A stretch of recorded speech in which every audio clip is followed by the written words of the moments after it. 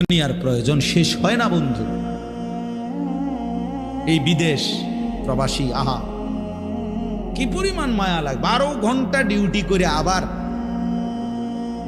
আরো 6 ঘন্টা আরেক কোম্পানির স্যার কি করে 18 ঘন্টা, কেউ কেউ আর থাকে 6 ঘন্টা। এই 6 ঘন্টার মধ্যে বিশ্রাম কখন? নিজের জামাগুলা নিজে ধোয়, নিজের রান্নাটা নিজে করে। প্রবাসীগুলো বিদেশে থাকে, যে আমি তো সৌদি আরবে অনেক দূর দূর ছেলেদের কাছে গেছি, ওরা দম করে খুব মহব্বত করে। তাইলে এই নিজের রান্না নিজের, কত ছেলে যে বিশ্বাস করো ভাইয়া কি পরিমাণ কান্দে, আল্লাহর কসম। এটা যদি আমি দেখাইতে পারতাম। এখান থেকে এটা বিদেশ অনেক কষ্ট, এই কথাটা কইলো তুমি বুঝদা না ভাইয়া, অনেক কষ্ট। এটা কইলো তুমি বুঝদা না, এটা কইতে তো 1 মিনিট লাগছে, আর অনেক কষ্ট। বাস্তবতা হলো তার চাইতে অনেক বেশি কষ্ট।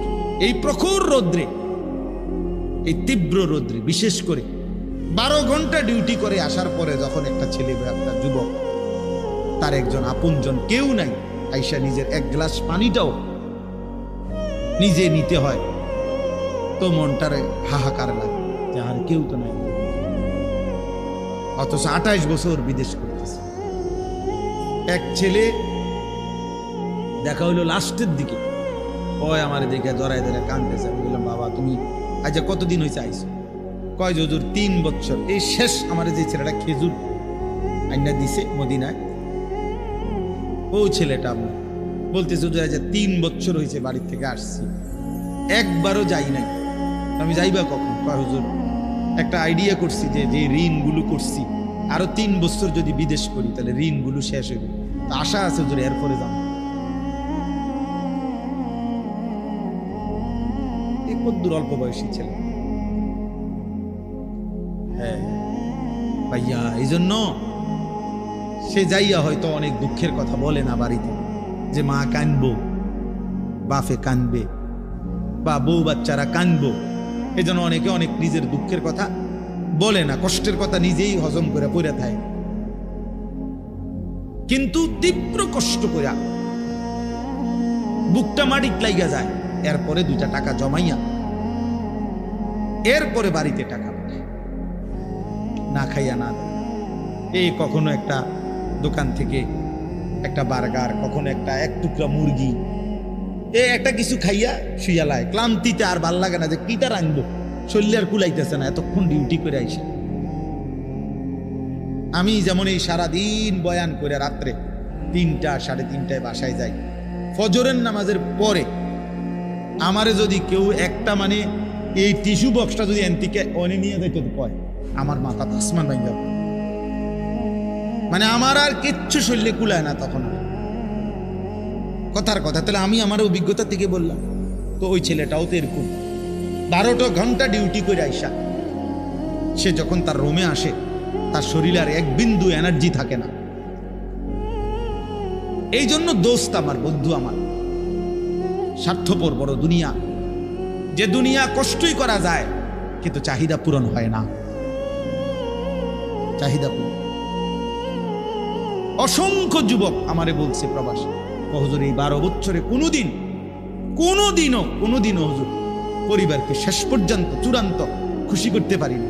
মাও নারাজ, বাপও নারাজ, বউ বাচ্চাও নারাজ। 5,000 টাকা দিলে কয়তে একটা বিদেশ করে, তে বুঝি তার হাতে কেমনে 5,000 টাকা, তে বুঝি পারল না 10,000 টাকা দিত। কথা বুঝেন নাই? অর্থাৎ সবাই মনে করে তে আরো দিত হইতো। মাও নারাজ, বাপও নারাজ, পুতো নারাজ, জিও নারাজ, বউও নারাজ।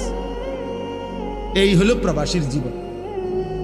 প্রবাসী, এই এক প্রবাসী আমারে বলতেছে এইবার, এই তো আমার জড়াত, হুজুর আমরা কিচ্ছু নাই, আমার লাগে একটু দোয়া করি। আমগো কিচ্ছু নাই হুজুর। আমি কই না ভাই আছে, আল্লাহ যারা আছে সবাই। হে না, হে কান্দে আর কয় হুজুর না আমার কিচ্ছু নাই। আমি সারাটা জীবন দিয়ে যাইতেছি, কেউ খুশি হয়নি। আরো দিলে ভালো হইতো, আরো দিলে ভালো হইতো। এই জন্য দোস্ত স্বার্থপর এই জন্য। আমার একটা বয়ান আছে না এরকম, যে দুনিয়া বড় স্বার্থপর এই দুনিয়া। এই জন্য ভাইয়া শুধু দুনিয়া নিয়ে পড়ে থেকো না, আখিরাতের ভাবনা ভাবো, আখিরাতের ভাবনা ভাবো, নিজের ভালো নিজের কল্যাণ দেখো। আমি অনুরোধ করলাম, আল্লাহ তাআলা এখানে বলছে, বান্দা আমাকে মনে রাখ। এমন কোন ভোর আসবে যে ভোরে হয়তো দেখবো যে আমাদের আর নিরাপত্তা নেই। এমন কোন সন্ধ্যা হবে হয়তো যে সন্ধ্যায় আমরা দেখব আমাদের জান মালের আর নিরাপত্তা নেই। হতেই পারে, হতেই পারে। যখন যুদ্ধ করতেছে তখন আমরা মক্কায়, হজ শেষ হয়ে গেছে তখন, এই যে কয়দিন আগে হইল, হাজিরা বারবার আমার বাংলাদেশি বয়স্ক সাধারণ মানুষ যারা হজ আমগো কাফেলা একটু পর পর আইসে হুজুর দোয়া করেন, হুজুর বাইক নিয়ে না যাইতে হবে, বিমান নি বন্ধ হয়ে যায়, ফ্লাইট নি বন্ধ হয়ে যায়, মানে সারাক্ষণ দুঃখ দুঃখ দুঃখ দুঃখ করে আপনার টেনশনে ছিল যে যদি ফ্লাইট বন্ধ হয়ে যায়, বিমান বন্ধ হয়ে যায়, বাড়ির জম্মু কেন ফিরবো কিবা? তাইলে বলেন, এক মিনিটেই ইচ্ছা করলে পৃথিবীর হিসাব কিতাব পরিকল্পনা কি হয়ে যেতে পারে, বদলে দেবে। কোরআনুল কারীমের মধ্যে আছে, আল্লাহ তাআলা বলেন, ওয়ালামু আন্নাল্লাহা ইয়াহুলু বাইনাল মারই ওয়া কলবিহি। আল্লাহ তাআলা বলেন, শুনো বান্দা, মনে রেখো, নিশ্চয়ই আল্লাহ তাআলা প্রত্যেক মানুষ তার অন্তরের চিন্তা আর আল্লাহর ফয়সালা উল্টে যাইতে পারে, ব্যতিক্রম হইতে। আমি আর তুমি পরিকল্পনা করছি আগামী রবিবার থেকে 5 ওয়াক্ত নামাজ পড়ব, রব্বুল আলামিন সিদ্ধান্ত নিয়ে রাখছে শনিবারে তোমার মৃত্যু, তো ফয়সালা কার্যকর হবে কোনটা? আল্লাহরটা, আল্লাহরটা।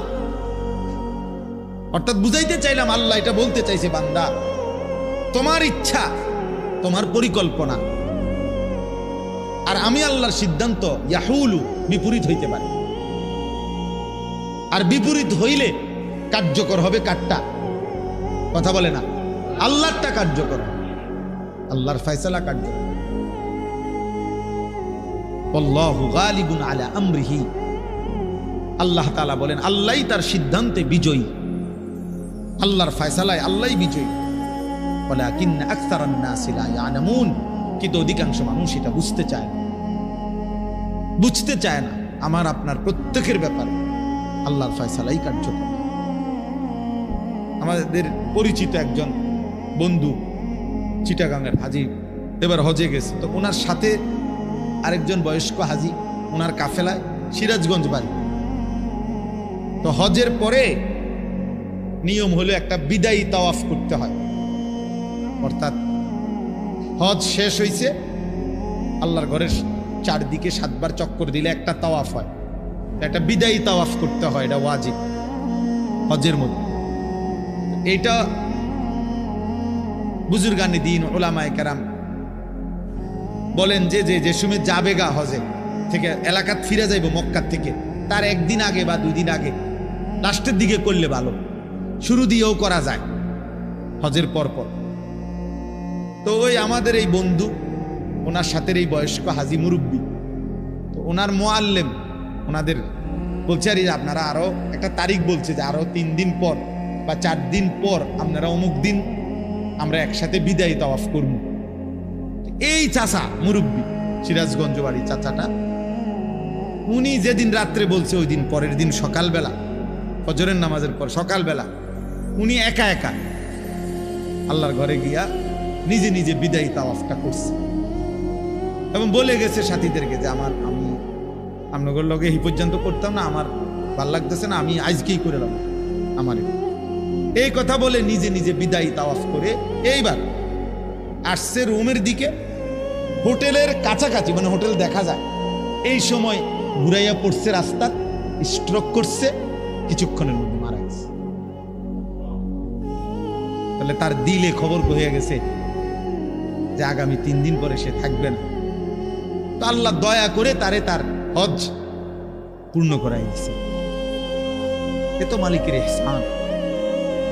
তাই বললাম আর কি, কল্পনা আর আল্লাহর ফয়সালা কি হয় ভিন্ন, আর তখন কার্যকর হয় কারটা?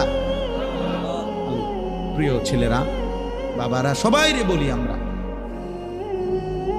স্বার্থপর এই দুনিয়ায় শেষ পর্যন্ত কেউ কারো জন্য মনে রাখেন। এটা আমি সব সময় বলি রে ভাই, এই বন্ধু বান্ধব